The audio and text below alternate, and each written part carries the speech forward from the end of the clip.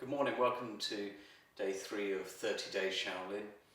I just want to talk to you a little bit about the caveat that we've put on the front of this video, that it's a review video, not a learning video, and why that I've done that. Because I don't go into any great detail in the stances, it's easy to get the movements or the stances wrong and end up causing yourself more harm than good. I said in the previous video, you don't really need to go too low in the horse riding stance in order to build internal force. So we're not practicing our Kung Fu for show, we're practicing it as a way to develop good internal force that we can apply to combat and everyday life. But if you did the horse riding stance incorrectly, and I'll just show you one of the ways that it's done incorrectly. So we come down into 2 tigers to the ready, step out into a horse riding stance and sink down into the horse riding stance. If I sink lower down into a horse riding stance to get down, I don't know if you can see on the video, but my knees are now pushed forwards and they're going beyond my toes. My bum is sticking out and I'm arching the base of my back. So I'll show you what this looks like from the side. So I'm pushing down like this to go down lower in the stance, and I'm pushing out the base of my back and thrusting down this part. And even if I bring the knees up and come down here, already I'm starting to put extra pressure on my back and on my neck. A lot of the Kung Fu training or the teaching that we give, we pay careful attention on the knees. It's easy to damage the knees in martial arts training. And so we've got to take good care of the knees. So if we have a look at why do we do these stances, why do we do the Kung Fu? Of course, there's lots of different reasons why people will want to practice Kung Fu. For martial application, for confidence, for fitness, for well-being, or they just love Kung Fu. But of course, we want to use the Kung Fu to enhance our life, not damage our life in any way or damage our body.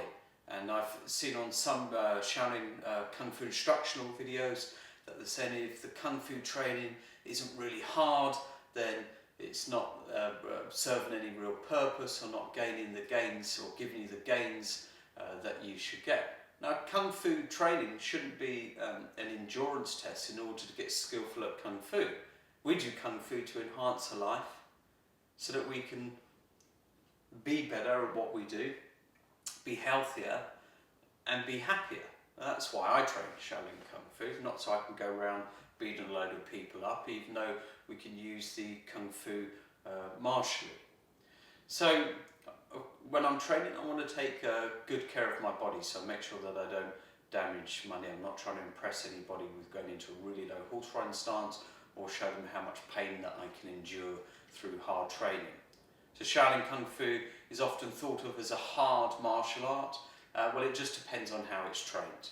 So you're going to have lots of different styles of Kung Fu, some harder, some softer, some more internal, some more external.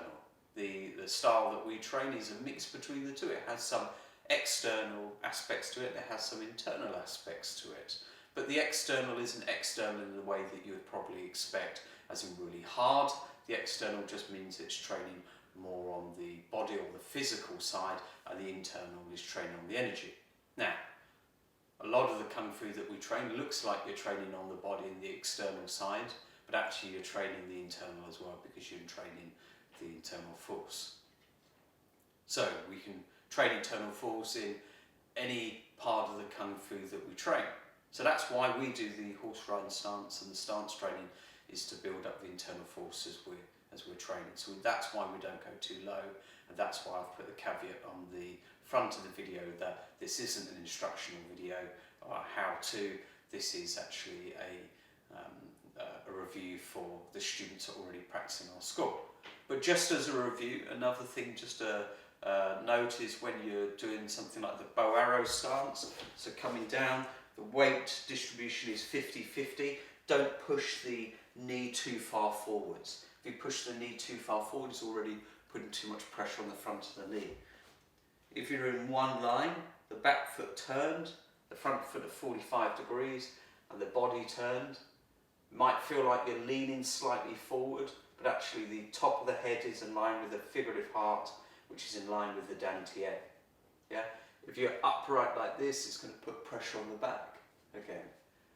So you might look at the video and train at home and think, oh yeah, I'm doing a bow arrow stance just like in the video, and then you do this every day and your legs get strong, and then you wonder why after a couple of weeks training or even a few days training, why you've got lower back pain. So again, be really careful with the body. Yeah, use the Kung Fu as a way to enhance your body, not destroy it in